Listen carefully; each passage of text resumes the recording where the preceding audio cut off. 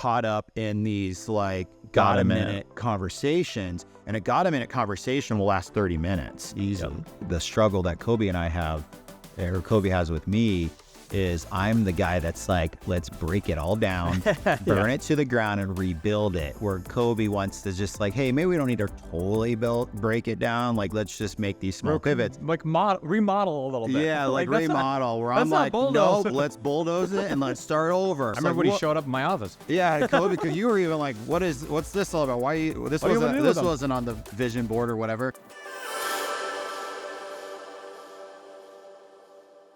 Koby Sway here with Adam Briley, like always. And today we're going to talk about real talk, all the struggles, and we're just going to jump into some topics and kind of just see how the conversation goes. We have a lot going on. We have, as always, we have rates that impact the real estate market. We have the ongoing NAR lawsuit. We have struggles with our team, the size, and managing personalities and coming up with a cohesive group of bunch working together. And then we have all of our businesses. We got, insurance and mortgage and title. And so we have a lot going on. Yeah. What do you think we should talk about? I think the biggest thing that happened, right? So let's talk about what we're doing internally as a team. So probably where we went the last 90 days or maybe a little longer is we were spending a lot of time on the lower producers' energy, effort, right, to try to get them to a higher level. Sure. And at the end of the day, like, we can only do so much.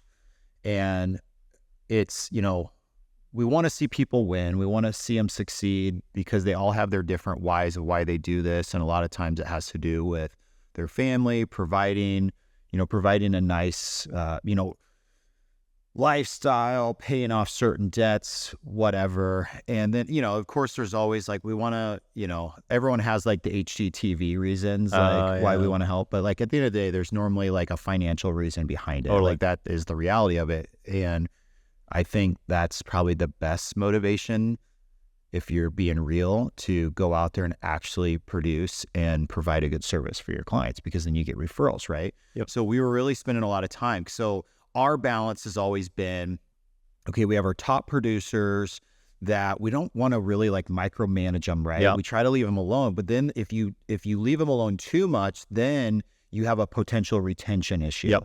Where they're like, well, do you even care about us? Like, why are you spending all this time with maybe the lower producers? Like, what about me? Like, why don't you celebrate our successes? And that, we have gotten ourselves into a little bit of like, okay, the writing was on the wall through like chatter. Like, we always hear things, right? Sure. And then we do our check-ins with people. And so, well, yeah, like, what about us? So you can give them a nice slap on the back, like, hey, good job. But at the same time, like, there is more that you need to do. So we're kind of like going through a weird phase with that right now. So we basically made an announcement at the team, like, hey, like, it's on you to go out there and produce. Like, we're going to be able to hold you accountable to the things that you say you want to do. Yep, of course. And we have like a general baseline of, hey, this is the basic stuff that you should be doing. Like, as simple as like, you should no matter where you're at in your business, you should do a minimum of an hour of outbound prospecting a day. Any business owner. Yeah. And that's like bare minimum. And most people don't do that, because when I talk to, and I've been getting lots of calls from other agents not on our team, not even at our brokerage, like, Adam, how you doing? What's going on? Like, what are you seeing? That sort of stuff. Because with the NAR stuff, then we had these horrible windstorms that came and created a lot of issues. And then you had the stock market do what it's doing. And we had a tornado here not that long ago. Yeah, flooding. A tornado. Flooding.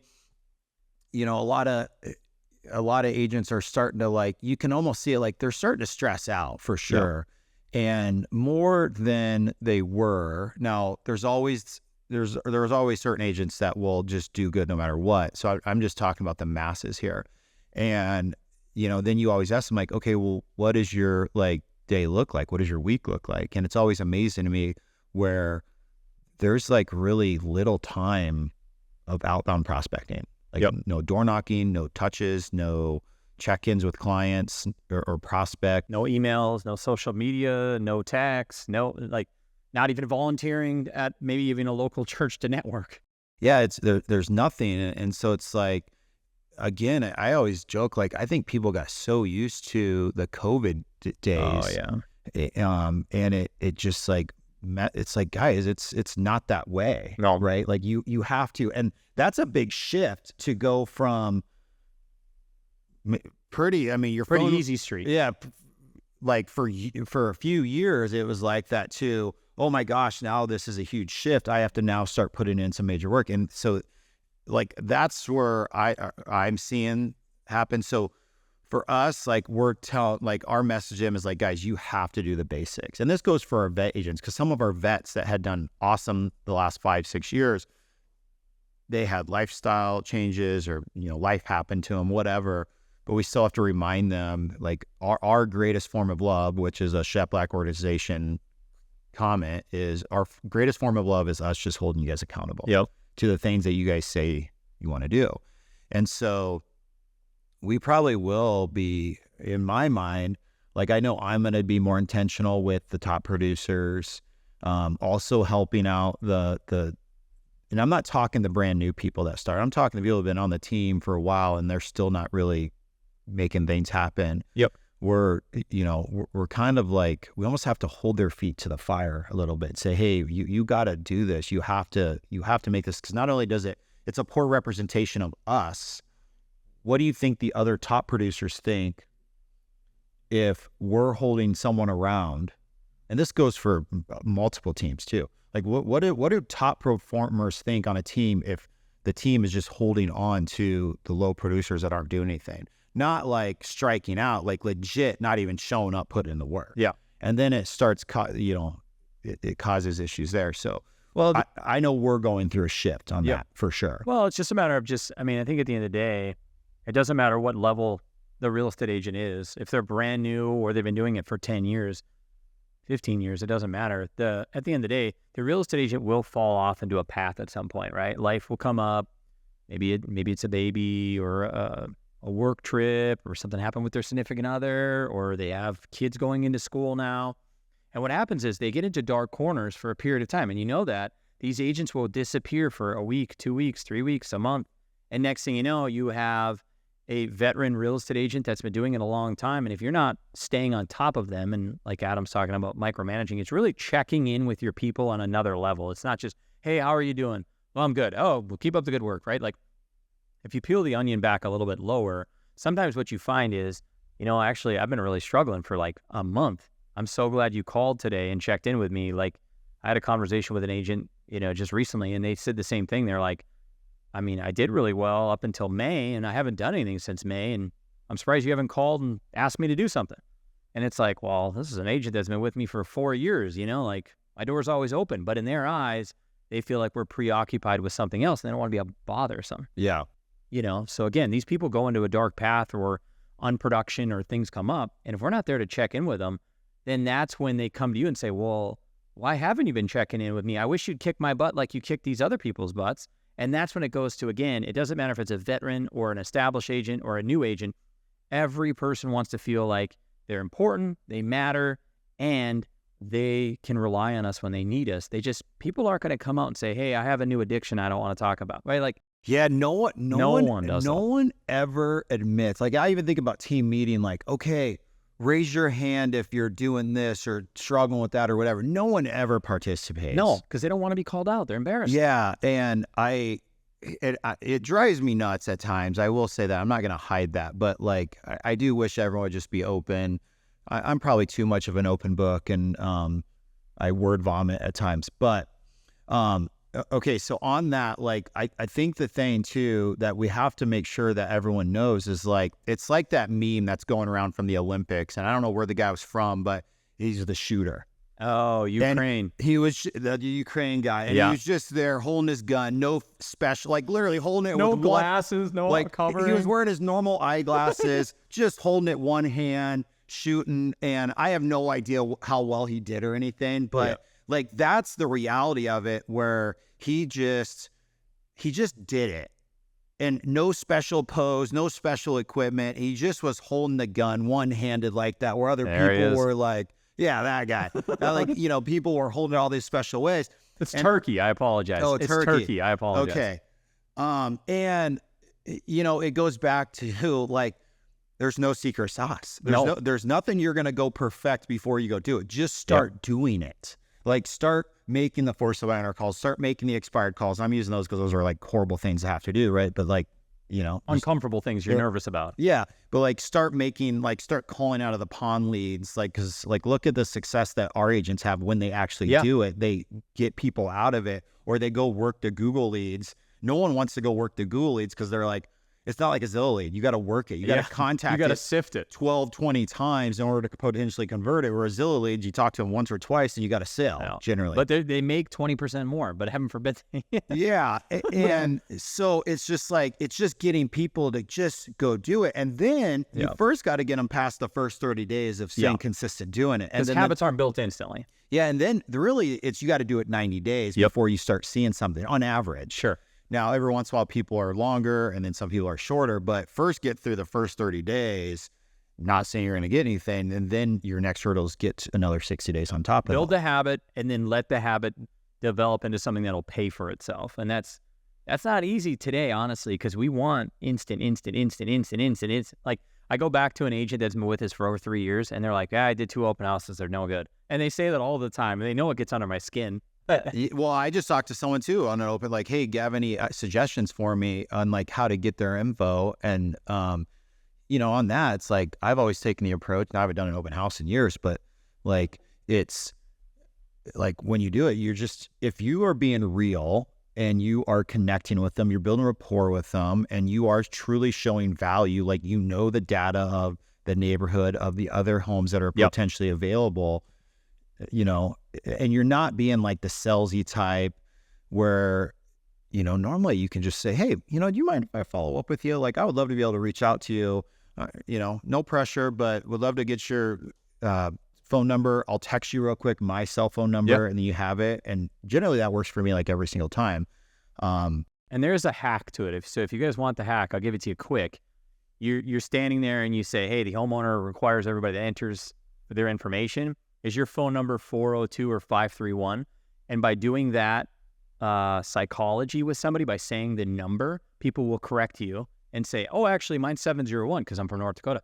My number's 701. Instead of lying, I give you my correct number. Yeah. So by saying 402 or 531, and then an email, same thing. Is yours Gmail or Yahoo? People always correct you. And we say that all the time at team meeting, is like, we use Fellow as a really good system. And people will call and be like, my home is worth way more than that. And you're like, so glad you called. Yeah. So like, we'd rather kind of do that hack, if you will. So that's a great check-in hack, just so you all know. It works really well. Yeah. And I don't even like using I wouldn't even necessarily suggest you got to say, hey, the seller requires it, even though some like that. Sure. Because they want to know how many people really came through my house.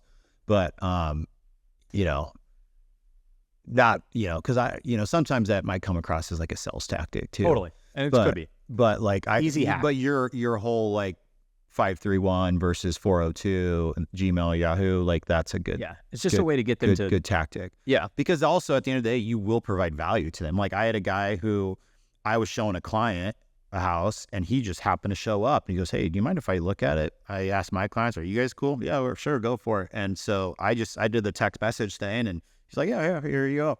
And I actually listed another property that is a good fit for him. So he's like, I'm definitely interested in taking a look at that, you know, but if I didn't have that information, I wouldn't have been able to give him first heads up of that property. So, you know, there's definitely a value there. So knowing some of the knowledge in the community before you hold an open house, even if you could spout off, hey, a couple houses sold down the street, we might have a couple coming up, I'll just shoot you a text, no pressure. I have a feeling most people don't really ask. They say they ask, but they're not. They're like, it's like they might ask and get quickly shut down, and then you keep going, building rapport with them, and then you ask again. Totally. Most people are probably asking a second or third time. You know, if they get rejected, they just shut down right away. So the other thing too, on just doing stuff, the other thing I noticed we're struggling with is like, let's talk about Janelle, for example. Janelle kind of got like, and we're working on Janelle, our sales coach. And so Janelle would get caught up in these like got a minute conversations, and a got a minute conversation will last 30 minutes easily. Yep. And we have 40, 50 people. Yeah. So it becomes like, versus her truly being their accountability coach and holding them their feet to the fire to have them go out and do the things they're supposed to do to be successful for their family or for themselves. It got into just like life talk. I don't want to say drama. Almost like a therapy. Yeah, like a therapy session. Sometimes and that's good from time to time, but it's like that eats up a lot of time. Totally. And that takes away from the other people that do deserve that time too. Excellent. So really trying to like get straight to the point, not overcomplicate it, keep that conversation a few minutes, and that's it. Like, this is it. Like, this is what you do. And I think the other thing like you're hitting on is like, again, running a team or a business, it ebbs and flows. It's like your family. So like sometimes work-life balance, sometimes you'll be at work a lot. You won't see your family as much. So then you got to throw your time back into your family, and then work suffers a little bit. It's the same with vets, new agents, right? We got to throw some time back onto the vets. And again, we got to be mindful of that conversation. Same with Janelle, our sales coach. It's like, we told her, we want you to become really close to these people, be their confidant, answer their questions, like know them on a deep level. And we've got to pivot back a little bit to quicker conversations about some of those things and more on like, okay, I know that you called about this, but really quickly, what was your prospecting time? I know you talked about having 2 hours a day. Did you get that done? Oh, no. Okay, so like maybe this drama you're talking about with this other realtor, like, really, should we be talking about that right now? Like, yeah. So it's just, again, it's like anything else. You're not like pivoting or starting over or a failure. The business flows, just like we're talking about today, is rates are going to change. Rates are going to go up. They're going to go down. And like the COVID talk you were just talking about is we've been talking about getting back to the basics for 2 or 3 years. So it's just like it's putting your attention and energy into certain topics because you have certain things that are required at that time with realtors. Yeah. Now on your pivoting or that, like the other challenge too, to be transparent with everyone, is the struggle that Koby and I have, or Koby has with me, is I'm the guy that's like, let's break it all down, burn it to the ground and rebuild it. Where Koby wants to just like, hey, maybe we don't need to totally break it down. Like, let's just make these small pivots. Like remodel a little bit. Yeah, like remodel. Where I'm like, nope, let's bulldoze it and let's start over. Like, and that's okay with me. Like, I have this like absolute no fear. And if it has to all get broken down and just get demolished, we will rebuild it. But well, and think about, not to stop you on that, but think about like Lincoln. Yeah. Like, let's just be honest on that. It was like, let's not participate there. Let's get out of that I market. wanted to get out of Lincoln. And I was like, please no, like give me more time. And luckily, again, I'm not saying we won this because I still feel like I compromised a lot because I wanted to keep some things, but we have changed our dynamics, our thinking, and now our Lincoln team actually performs at a high level. Like, Zillow's been bothering me to add more and more to Lincoln. And I'm like, hey, what about Omaha? But well, think of our one killer Lincoln agent. Yes. Like Edith, her name is Edith, and she is a workhorse. And the thing I appreciate about Edith is she doesn't seem to really overcomplicate anything. She keeps it simple. Yeah, and she just puts her head down, she puts in the work, and she doesn't overcomplicate. She's there to help people buy and sell homes. Yeah. She doesn't like, and she's a really good connector. Yes. Yep. Like, she sent me a picture, a selfie. She's like shopping, like clothes shopping or doing something like that. And she sent me a picture. She was talking about real estate out publicly. Oh, yeah. And she sent me a picture like, oh my gosh, look, I think it was like a salesperson there. Yeah. Says, hey, I'm actually going to be buying a house. And they connected. She got her information. She gave her a card. And now I'm pretty sure she's going to be out showing her houses too. It's just talking to people.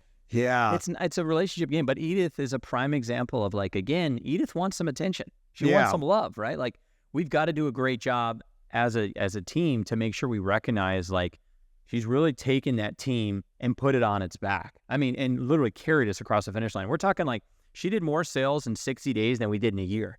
For Lincoln. Yeah. Like, think of that. She did over 35 sales in less than a year. She had her license in the fall time. It was like October, if I remember right. She joined her team in November. She might have got it September. And she started when the market had already slowed down. This was last year. Yeah. So the market already slowed down. So this was 2023, right? So 2024, and she just keeps it simple. And actually, when I ask her, what do you do really well with internet leads? And she literally says this. She's like, are you stupid? It's easy. And she'll say it just like that. She's like, it's easy. We complicate this job. It's talking to people and telling them, how can I help you get into a property? Yeah. I mean, it's, for the most part, it's that easy. Well, and sometimes as an agent too, like we have to make sure we're guiding our clients. Like I have a client right now where I'm like, if I don't push them to buy, I think they're going to really regret not buying. Cause I have a lot of clients like that have looked for like 3, 4, 5 years, like off and on, very casually. And I was just one this weekend, and she was like, I really wish I bought that one house. She'd said it. And like, it was like 3 years ago. I really do. And you told us to buy it and we didn't. And, we still think about that and regret it. Oh, dang. Like, made me think too, like, okay, I probably should be like, because you're never going to find a house that fits 100% of what you're looking for. So it's like, Edith, to that point is like, she's guiding them like to make these decisions, and not, because you can get in this rabbit hole of like just not do anything. Well, but think about this. Because then the client overthinks it. That's what I'm saying. And then what happens is, again, a lot of our agents will rely on a conversation with a first-time client they've never met before, say from the internet, and they will rely on the client to steer the direction of the conversation, right? Like, because they want to make them happy. And then they might be showing them 25 houses. And it's like, at some point, you need to shift the conversation to, okay, well, you told me you want this school district. You told me you want this. You told me you want this. Well, just so you know, it doesn't exist. I can't find you a $492,000 house. You need a $760,000. Like, for it's your criteria, yeah. right? Like, so real estate's job is to show what's going on. The market is shown that what you're looking for is, say, X price, and you're looking for Y, and I can't get that. And the market's not going to slow and deliver it to you. You don't want to pressure the client, but it's almost like you want to control the narrative of like, okay, well, there's 4 houses that have sold in this area that you're looking for, and they've all sold over your budget. So do we have to talk about compromising, or do we have to talk about a different budget? Yeah. So so we got that. We have, we're kind of shifting our attention to go, we're going to be going deeper with holding them accountable, showing probably a little bit more love to our veteran folks, because last quarter, we kind of went away from that. So shame on us. Yep. And the 5 whys. Yes. Going deeper with their whys, like give us why are you doing this? So, I know I have emails and text messages from agents of like, hey, you do too. Yep. Like, hey, this is why I'm doing this. So then we can go back, and it helps us remind them of why they're doing this. So that's important. It's not easy when you're making cold calls and they're yelling at you, and then you're like, why am I doing this? And it's just reminding them like, hey, you said you wanted to go to Disney World this year, or you wanted to pay for this trip, or it's never money. It's what you do with money. Yeah. So the deeper we go on that, the more successful we are. Yeah. It's like a lot of times it's like a trip, or, some more family time, or a lot of it's paying off debt too. Yeah. When you first start. Dirty debt, or whatever you want to call it. Yeah. Other things too that hits my mind is we got the NAR stuff. We just hired an acquisitions manager, so that stirred up some conflict on the team too. And then we have an analyst. We just hired an analyst, which I'm really excited for that. And the other thing too, just on a real estate agent's level too, is like time on market's increased, right, over the year, and it just keeps going bigger, deeper, longer, especially depending on what the price point you're in. But like, I'm noticing a lot of price reductions. Yeah. A lot of new construction is sitting there. A lot of builders are reducing too. So I find that interesting. So it's just making sure we are communicating to our clients, this is where the market is. So just we got to keep pushing it out there and effectively communicating to them and giving them an update of what's going on, and not rolling over and saying, it's all the first week. It's done. And right. panicking. Because how many agents are like, hey, I'm nervous. It hasn't sold. It's been 4 days. Well, I have a lot of vet agents in the industry that have reached out to me over the last few weeks on that topic. And I'm like, guys, like, come on. You've been doing this for 20 years. I've been there for 18. Like, we know better. I know. Like, come on. Come on. We got this. We forget. Well, and it's our job to communicate that to our clients. Okay, no, the NAR stuff. So I don't know, what do we have on the NAR stuff? Like, I think the only thing, I've had a number of clients sign that. Now, these are all my people that I've known for a long time. I had one push back like, oh man, I'm on the hook potentially for that 2.4%. Sure. But, no one in our area as of right now has said they're not going to do a buyer's agent payout. No, we haven't been seeing that as a problem. Now, I'm sure there's some that are like, we're going to run into that. Sure. It's still less than, I was talking to Scott the other day. I think it's still between 1% to 3% variance. Okay. And so the other thing that I think the biggest struggle that we're going to have is it's the Zillow, the new people that you just meet offline. Those are going to be the ones that are probably going to be less apt to sign right away. Think about it. If they're brand new looking. Exactly. Think about it. Even if they weren't looking, even if they looked last summer, I mean, honestly, it's just a different conversation. It's like, okay, well, I looked last summer and I didn't need to do this. Okay? So why do I need to do it? Okay, why am I going to commit to paying you when I haven't even met you yet? Yeah. So you're telling me I have to sign something, but I don't even know if I want to buy this house. So it's just, there's a lot of confusion there. But really what it is Nebraska and Iowa have made a law change, and nationwide, a lot of states have made the law changes. Obviously, they need to. And so in Nebraska, as of July 29th, it's required before entering a house and a real estate agent is with you, you need to have a signed document saying you know they're a real estate agent and what their potential fees are going to be. And then also you need to make sure that you have a broker agency disclosure as far as like what the brokerage is like. Yeah, so there's two documents you got to sign. So there's two documents, and some states have moved it down to one. But there are two things required legally now before entering a house. So it is throwing people off, and it's a whole new talk track. So we have a lot of agents that are role-playing and practicing, and they're like, oh, yeah, it's been going great. And then they get kicked in the teeth, and they're like, well, I had 3 people in a row that said they didn't want to sign this, so now the world's ending. It's like, no. Like, think about, okay, some clients will sign. Some clients also work with other realtors, and the realtor says, oh, just go on Zillow, like I'm out of town, let some other agent do it. Yeah. Right? Well, like Alec, he has a buyer that he was going to show, and then they decided, oh, no, we don't want to go look. So that, like, his comment, he didn't have a negative vibe to it. He was just like, well, it is eliminating the tire kickers too. Exactly. Because, now the other struggle is going to be, well, if you don't get them to eventually sign, so you need to get in front of them. So I think you can't give up too easily. Yeah, don't give up too easy. I think a good practice is going to be get in front of them. Maybe not even at the house. Get in front of them so they get to know you.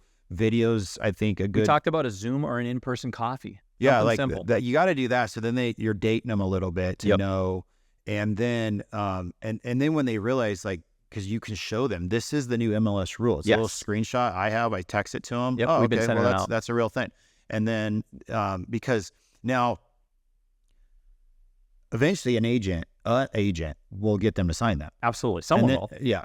Now the other thing too, I always think, like, what agents are going to be working in the gray and not having their clients sign this, which saying like, hey, oh, it's okay, Adam. Like, you don't need to sign. Yeah, we'll backdate it, stuff like that. It'll be fine. Yeah, and like we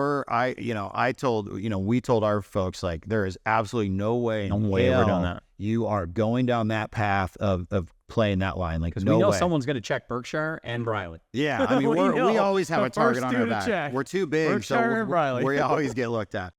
When you sell, 900 to 1,000 homes, you're definitely going to be watched. Yeah, totally. So and it's new, but it is going to eliminate some of the tire kickers. And then, like you said, my pivot is always to, let's say someone is more analytical and they're like, I don't see it. Well, why don't we hop on a Zoom, Adam? Let's do that let's bump this. Let's say you want to look at a house today. It's 2:30 right now. Let's say you want to look at a house at 4:30. Let's do this. I'm going to bump it to 6:30. And why don't we hop on a Zoom in 30 minutes? Yeah. Right? Like, it's just changing the narrative.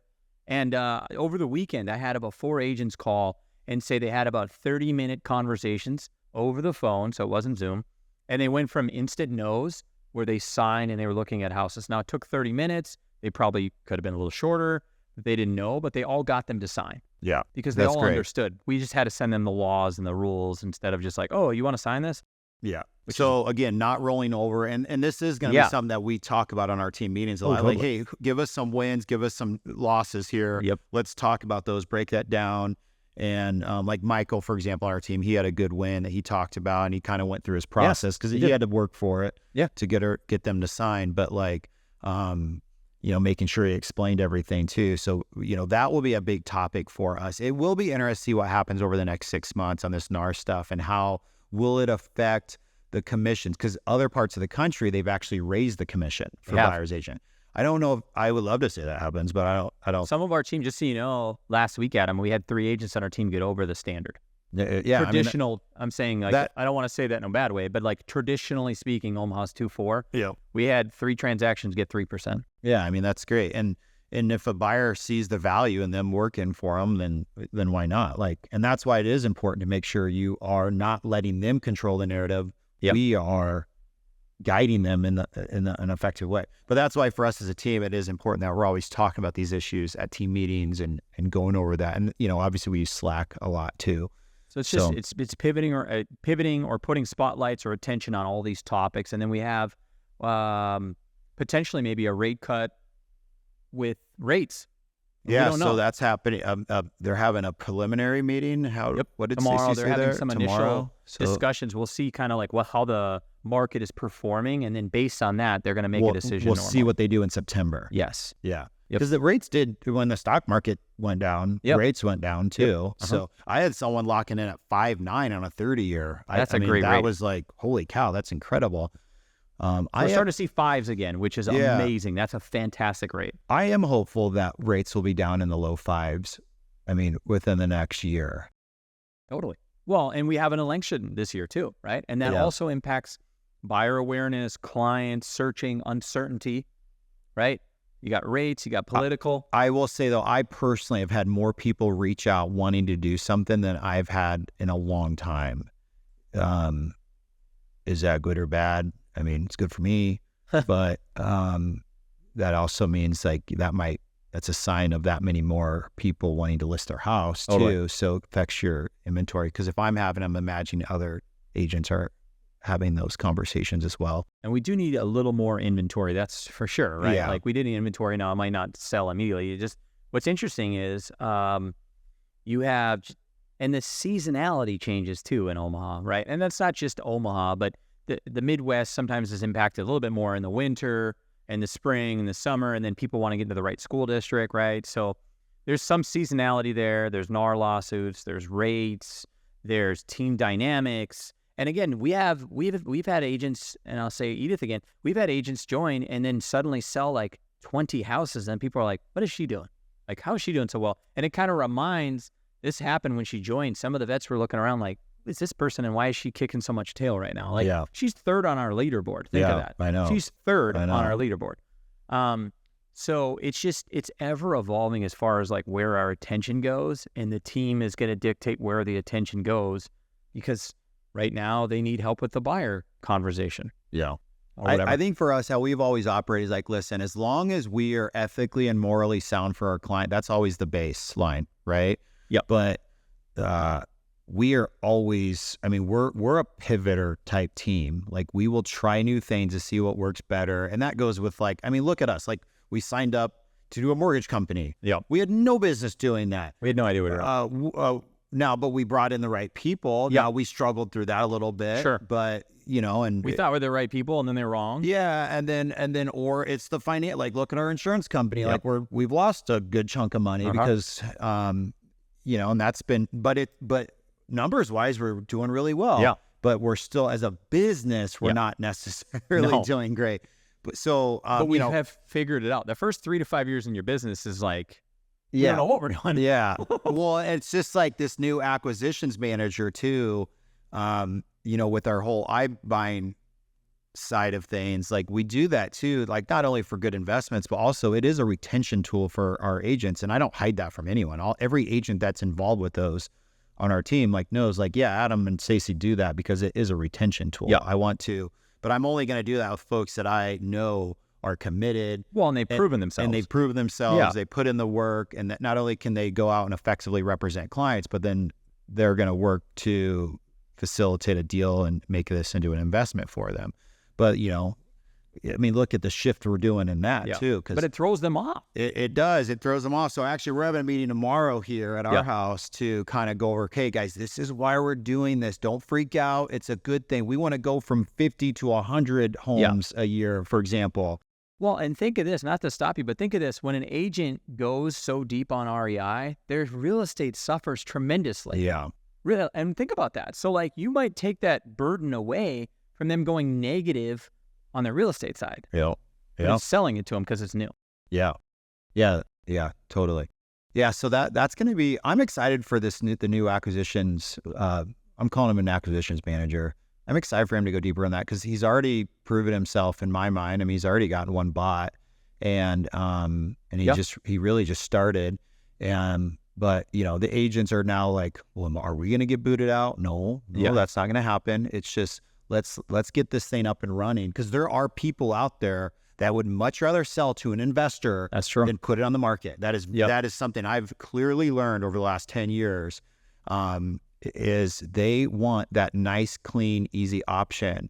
And so why not create a legit business all around it? Trustworthy. Correct. And then bring our agents in for investment opportunities later, whether it's a rental or a fix and flip or whatever. A lot of them are rentals or fix and flips, but we don't wholesale. But we feel dirty about that. Yeah, it's a bad. It's not for us. It's a negative connotation. Yeah. Again, it's just like anything else. There's a lot of fantastic ways to do it, and you're doing it the right way. It's just sometimes, again, you'll find someone doing it wrong. Yeah, but again, the shake up there where Stacy and I were like, let's do it. We didn't think much of it. All right, let's do it. And then everyone else. I remember when he showed up in my office. Yeah, Koby, because you were even like, what's this all about? This wasn't on the vision board or whatever. But like, but it created a shakeup because they're like, well, are we getting replaced or are we no longer going to be a part of that? It's like, no, guys, we just want to take this and help elevate it from this level to the next level. And this is what we feel is best for us to do that. And you guys will all come along, but next few months is going to be seeing how this works. And is this really going to pan out the way we want it to? But I mean, we're the ones paying for it. So why not take the risk? Yeah. But it's just change. Most people in general don't like change. Yeah. You know what I mean? And that's what it is. So it's like, when we have some new CRM or we have a new lead source, we have a new manager that comes on, like it all impacts their lives, right? Like we have new admin join, like some of the agents are like, well, what's their background? What's their experience? What do they do? Are they easy to talk to? I'm like, well, yeah. I mean, I interviewed them. Like, I promise they're going to fit in with our culture, right? Like a few agents were like, well, I don't know about these new admin. Like I haven't met them yet. I'm like, well, trust me, you'll like them. Yeah. But it's change. Yeah, totally. Yeah, so shifting to babying probably not the best thing to say. Baby and the top dogs. Just showing the top dogs love. Yeah, showing the top dogs love. Because they do deserve it. They really do. And again, there's that fine line between leave them alone and then also where they're too left alone and someone else is giving them something, right? Because everybody at the end of the day wants to feel special and want it and taken care of. When we have an agent on our team, he will stop by my office 2-3 times a day and tell me how many calls he made and how many people he talked to. And then I have to give him a cookie. Yeah. Right? Like he needs it. Yeah. And on the way here, before I left, he asked me a couple questions. Yeah. But everybody needs that. Yeah. I would say to end out, probably a very exciting role though, the financial analysis we just hired, Matt. That's going to be amazing. I'm excited for that. Not only help us on the back end with expenses, just, running financially in the right way, which Stacy takes on that whole role, and that's like a big burden for her. So not only freeing that up for her is going to be a huge thing. Plus, it's good for my marriage. We've got like 50 checkbooks. Yeah, 32, 33 to be precise. Okay. But also making smart decisions though too. Making smart decisions. But what I really like is the forecasting part of it. Yes. Like, if we were to get to X level, how many agents do we need to have producing at what level? And then going to the agent level. Okay, you want to get to this level. Perfect. Here's this really good, clear forecast of what you need to do to get to this. Yep. He's even already mapped out, like, here's how many, your average per agent productivity is doing this, right? Which we kind of already knew, but now it's visually always in front of us. And then also knowing, like, this is like he made a comment, like, generally, once you hit June 1st, you've done, if we're going off of previous years, you've done 60% of the team's business. Yeah. I never processed that. That's crazy. Like, yeah, totally. And then, yeah, I'm excited about that. I think that's going to be a good, fun role to really like dive in. Cause you know me, I've always just shot from the hip and never really dove into that. So it's going to be, one of the things I found interesting too was like, again, like I don't hide the fact that I have a 50% retention in real estate. I think it's, 87% is the rule, is kind of the market. 87% of the nation, realtors that get in, 9 out of 10 essentially don't make it. Ours is about 50. Well, one of the things he mentioned was if I get an agent to 14, I want to say I get that number down less than 10% of those agents fail. Really? So if I get and I'm making this up really on the fly a little bit, but the way I looked at the initial report was if I get you to 14 and a rolling 12 months, you will be in the top 5 or top 10% of real estate earners in the city. So like, it's again, knowing some of those little facts where it's like, oh, wow, like I have to get them to 14. It doesn't seem that hard, but it's like, okay, well, do you know how many you get to 14? It's like, oh, well, it just throws it in front of you. Yeah, so that's, like knowing that stuff. But it also still means you have people that come on the team and you have people that leave the team. Absolutely. And so that's why focusing on the people that are putting in the work. Have potential, and not wasting your time. And again, no offense, if you're going to show up to an agent team meeting and not participate, be on your phone, waste your time, don't even show up, why would we put in the work if you don't want to come to the meetings? Yeah.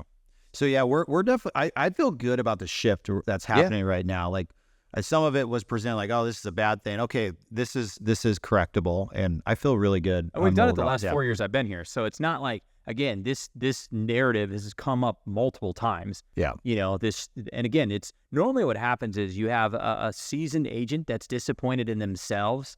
They haven't sold in 2-3 months, and they're upset that you haven't been holding their feet to the fire. Yes, that's what's happening. Yeah, and you said that before, but it's a very good point to re-say that all the time with our agents. And again, it's if an agent wants to sell 15 million and they haven't sold in 60 days, they're not hitting 15 million normally. No, so we've got to stay on top of them. Yeah, Yeah, it is interesting how a lot of them end up coming back and saying, "I'm really thankful you called me out." Yeah.